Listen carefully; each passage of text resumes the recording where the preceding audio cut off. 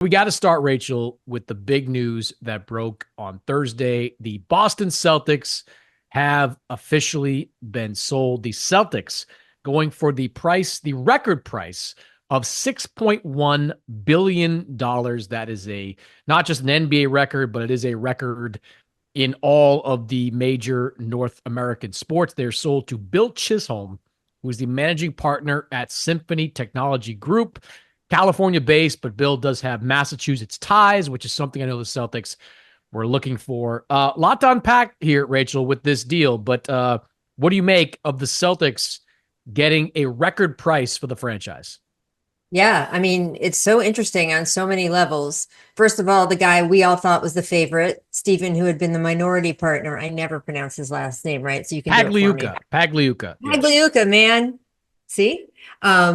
He had sort of been considered the front runner. He had been a partner of Wyc Grousbeck's for 23 years. So the fact that this guy comes in, now he does have more than just Boston ties. He grew up in Boston. He's a huge lifelong Celtics fan. He legit cares about this team, but he doesn't live there. So there is that. I know Boston fans are sensitive to that. And then there Very are the more, parochial. Very parochial. right. And then there are the more wide-ranging things. First of all, this ups the value that the NBA can have the buy-in price for expansion teams. We know they're looking at adding 2 expansion teams. They basically look at the value of other franchises. And obviously, when you get an expansion team, you don't have anything to start with. So it's not the same as, okay, they're going to get $6 billion, but it does raise the price because it raises the value of what owning an NBA team is. And that is very, very significant to the league overall in general. It is. The price that the Celtics were able to get surprised me because you have to remember that the Celtics do not own the building that they play in. They play in TD Right. Garden, which is owned They play in by the Boston Bruins building, baby. they play in the Bruins building. And most of the teams that are sold, whether it's, the Phoenix Suns or the Dallas Mavericks or, whoever has been sold recently, they come with the arena as well, which is another potential revenue stream for an owner. The Celtics is being sold as is. They're being sold for $6.1 billion just for the Boston Celtics, not for the rights to the TD Garden. So that surprised me. Like, I always thought they would get north of $5 billion because they are the Celtics. They are a marquee franchise right there along with the Lakers and Knicks. They're legit. They're it. But to get $6.1 billion, that is a huge coup for the Grousbeck family. Remember, this team and this family bought this team for $360 million back in 2002. Like 23 years later, I don't even know what the multiple is on that return. Like It's six. I did the math. It's worth 6 times as much as they bought it for. It's crazy to get that kind of return to get a 6-year, 6-time multiple on this team. So bravo to them for getting this done. No doubt about that. I do wonder if in today's market that like an NBA team is even worth that anymore. Like you're buying the Celtics but you're also buying like all the financial headaches that they have coming up, right? The Celtics are an incredibly expensive team. They're deep into luxury tax. They're going to be luxury taxpayers if they keep this team together for the foreseeable future. Like, for example, like what they pay Sam Hauser, which is like $10 million per year. Like he's worth like 80 million. Like that's how much it's actually costing them with luxury tax penalties. So the bills, they're high.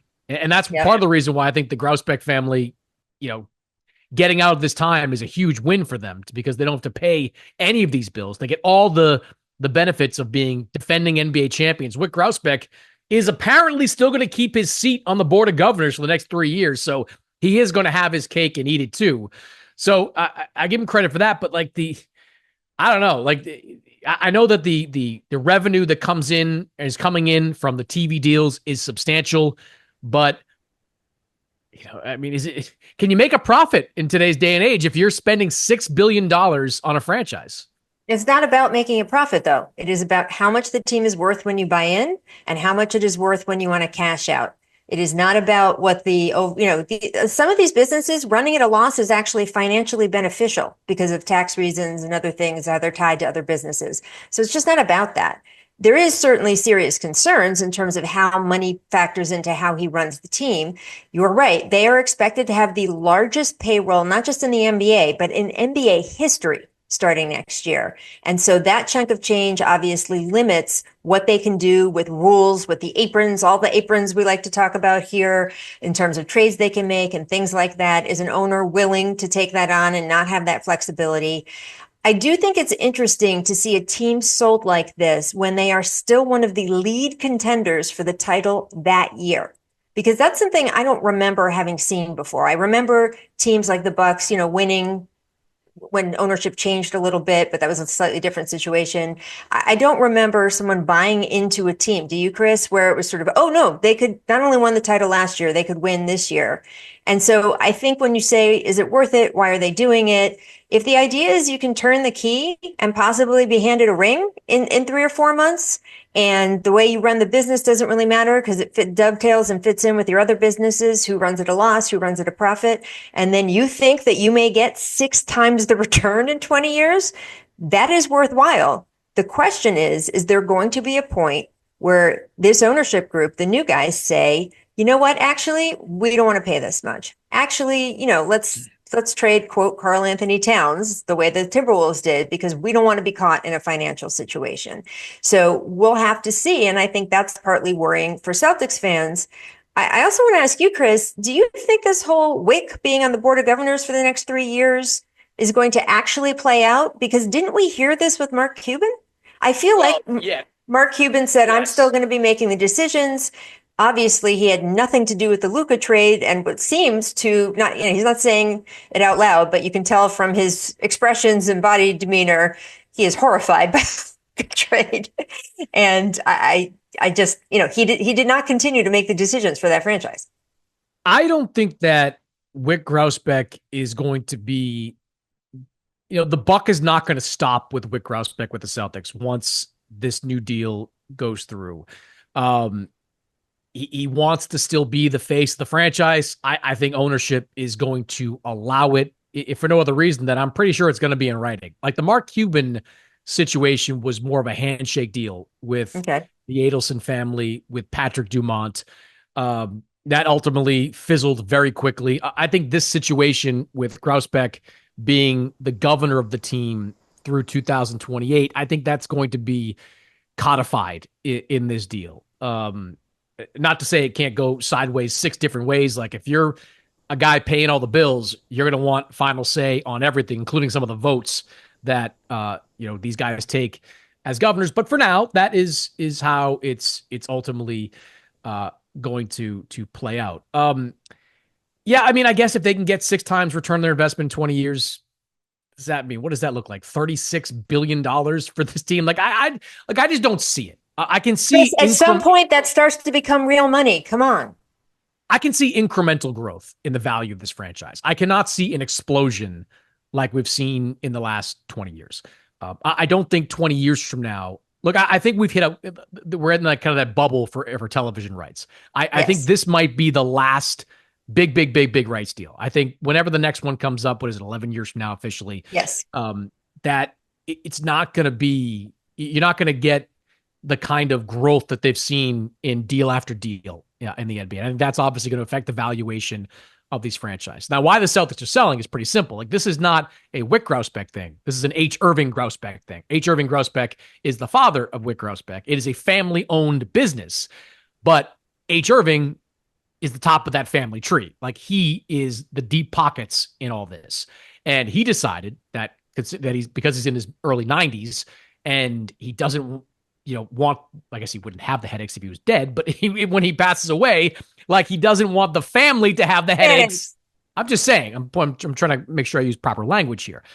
He doesn't want the family headache of him passing away and, the kind of the family squabbling potentially over ownership control of the Celtics and who gets what. You sell the team, all of a sudden you got money. You got $6 billion.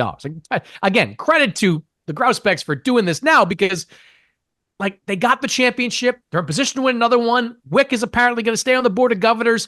You're only selling like 51% of the team now, and the other part of it gets sold later. And you get $6.1 billion, which is what, like $500 million or whatever, 500,000 more than the Commanders sold for. in Washington. So I give him credit for that. Before we get to the ramifications of the future, we got to talk about the statement that was released by Steve Pagliuca, who is not happy that he did not win out in this bidding process. Not at all. And I just want to add one more thing to what you're saying. Just another piece of data. This is the ninth team that has been sold in the NBA in the last 7 years. That is a huge record number. So clearly, this is a good time to cash out, whether you're near death or not. That's all I want to say. Well, look, Mark Cuban, who is not near death, we don't think he cashed out for cash out reasons. Like Mark Cuban saw the writing on the wall. Mark Cuban is a tech guy. Mark Cuban is a Silicon Valley guy living in Texas. Like he gets that here's this bubble, here's what we're in, and this is as far as it's going to expand to before it ultimately bursts. He understands that it's now a real estate game, that the Adelsons coming in, they don't just want the team, they want the team to be the crown jewel of a potentially gambling complex in the Dallas-Fort Worth area. So Mark Cuban, he got it. He got that part of it. The Pagliuca side, though, was really interesting because I had thought for months that Steve Pagliuca was the leader in the clubhouse here. He already had a partial ownership stake of this team. He was known inside the walls of the Garden. He had talked about, keeping this team together. He's had input in big personnel decisions, not the least of which, as Wick Grousbeck has said, bringing Danny Ainge into the fold as general manager, which, led to everything else. He put out a long statement, and in corporate speak, it was basically a bleep you to everybody. I thought, at least I read it as that. And he kind of had a section in there. Yeah, he had a section in there where he put it out there that he said, look, I would have had the money to invest in this team year after year. And the phrase he used was luxury tax be damned. And those words, Rachel, stuck out to me during all this because that's the concern right now of Celtics fans. Like you've got a new owner coming in. It's private equity. You always get a little nervous when you hear private equity, even if it's with a guy with Massachusetts ties.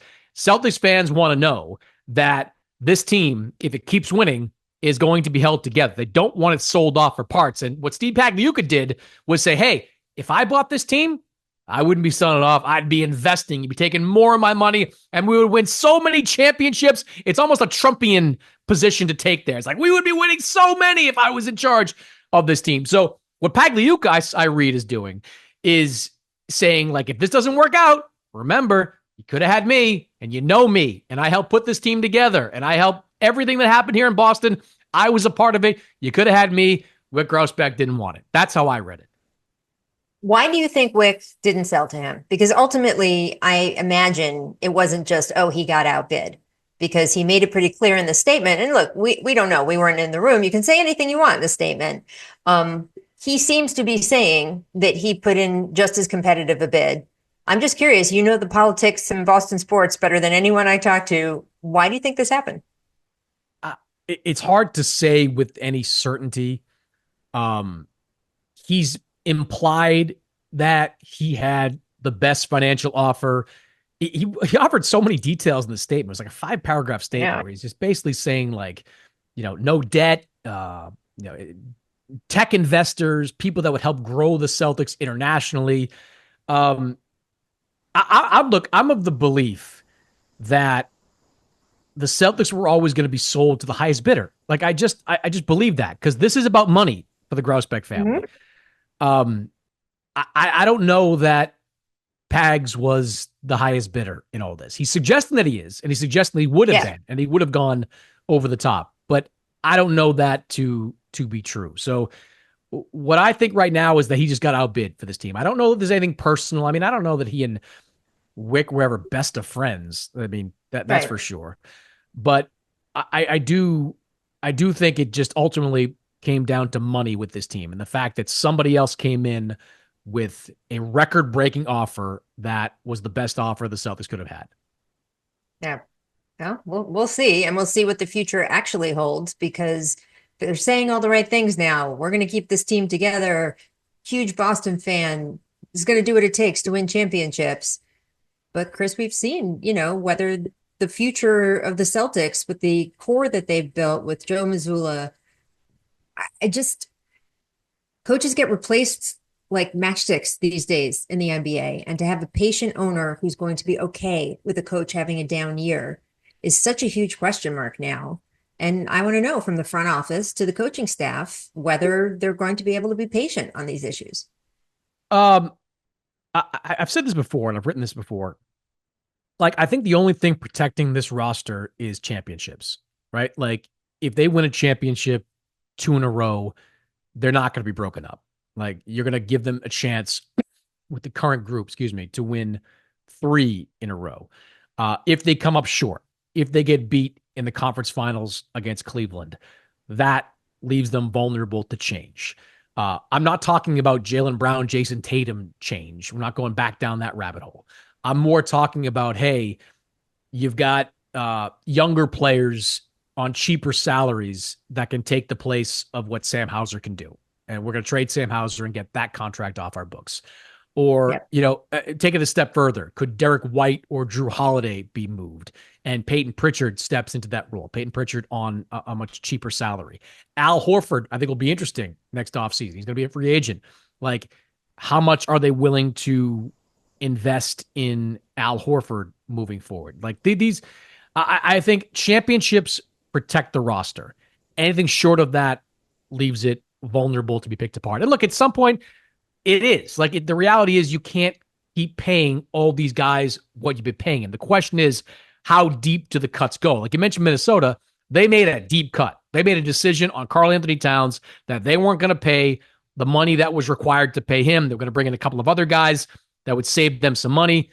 It's cost them something.